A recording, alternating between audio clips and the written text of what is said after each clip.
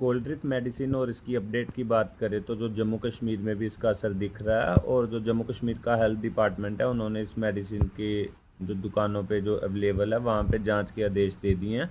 अब देखते हैं कि किस तरह से जो हेल्थ डिपार्टमेंट है, जो प्रशासन है, इस पर किस तरह से संज्ञान लेता है और क्या क्या इस पे उचित कदम उठाता है। भारी मात्रा में जो कोल्ड ड्रिप का स्टॉक है जम्मू कश्मीर में भी है। अगर आपके घर भी या आपके बच्चे को भी कफ है या बुखार है तो इस लिक्विड सिरप से थोड़ा परहेज़ करने में ही भलाई रहेगी।